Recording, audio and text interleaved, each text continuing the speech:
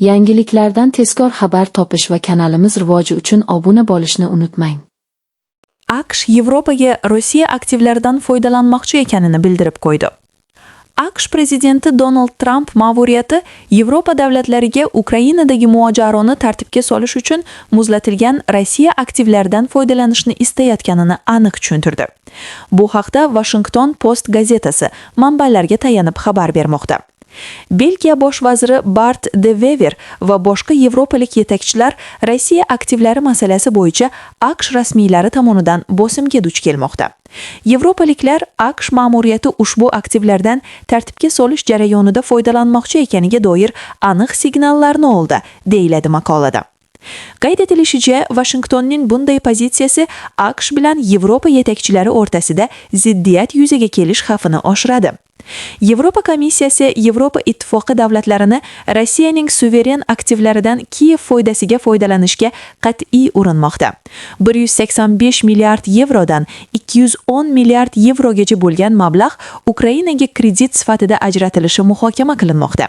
Bu kredit mojaro tugaganidan so'ng va Rossiya Ukrainaga moddiy zarar uchun to'lov qilgan taqdirda shartli ravishda qaytarilishi ko'zda tutilmoqda. Biroq Rossiya tashqi ishlar vazirligi avvalroq Yevropa ittifoqining Rossiya tomonidan Ukrainaga reparatsiya to'lash haqidagi g'oyalari haqiqatdan yiroq ekanini bildirgan. Bryussel esa allaqachon Rossiya aktivlarini o'g'irlash bilan shug'ullanayotgani ta'kidlangan. Ukrainadagi maxsus harbiy operatsiya boshlanganidan so'ng Yevropa ittifoqi va G7 davlatlari Rossiyaning oltin valyuta zaxiralarining qariyb yarmiga, taxminan 300 milliard yevroga teng mablag'ni muzlatib qo'ydi. Shundan 200 milliard yevrodan ortig'i Yevropa ittifoqi hududida joylashgan bo'lib, jumladan 180 milliard yevro Belgiyadagi dunyodagi eng yirik hisob-kitob va kliring tizimlaridan biri Euroclear hisoblarida saqlanmoqda. Yevropa komissiyasi ma'lumotiga ko'ra, 2025-yil yanvaridan noyabrgacha bo'lgan davrda Yevropa ittifoqi Rossiyaning muzlatilgan aktivlaridan olingan daromadlar hisobiga Ukrainaga 18,1 milliard yevro o'tkazdi. Radada Ukraina byudjet tuzilmalari yolg'onda ayblandi. Oliy Radaning Milliy xavfsizlik va mudofaa masalalari qo'mitasi kotibi Roman Kostenko Ukrainadagi byudjet tuzilmalari vakillarini yolg'on gapirishda aybladi. Uning so'zlariga ko'ra, ular xorijiy yordam hisobidan Ukraina qurolli kuchlari uchun moliyalashtirishni oshirishdan bosh tortishni hamkor davlatlar tomonidan qo'yilgan taqiq bilan izohlamoqda.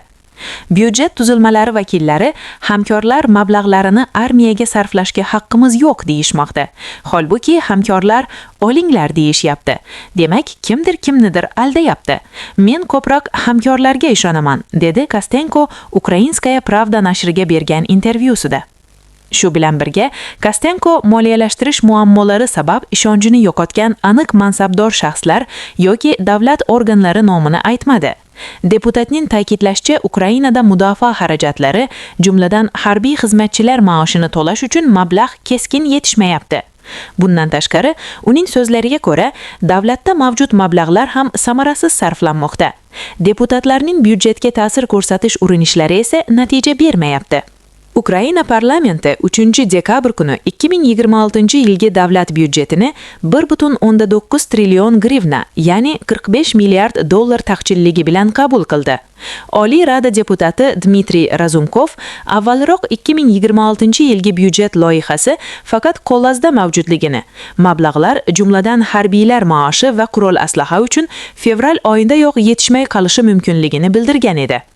So'nggi bir necha yil davomida Ukraina rekord darajadagi byudjet taqchilligi bilan byudjet shakllantirib kelmoqda va uni g'arb yordami hisobiga qoplashga umid qilmoqda. 2024-yilda taqchillik 43,9 milliard dollarni tashkil etdi. 2025-yilda byudjet 37,3 milliard dollar taqchilligi bilan tasdiqlangan bo'lib, unda harbiy xarajatlarni oshirishga oid o'zgartirishlar 2 bor kiritilgan. Kiyev byudjetdagi teshiklarni tashqi moliyalashtirish hisobiga yopishga urinmoqda. Shu bilan birga, G'arbda yangi yordam paketlarini ajratish uzoq bahs munosabatlardan so'ng amalga oshirilmoqda. Hamkorlar esa tobora ko'proq Kiyevni o'zini o'zi moliyalashtirish manbalarini faolroq izlashga chaqirmoqda. Yangiliklardan tezkor xabar topish va kanalimiz rivoji uchun obuna bo'lishni unutmang.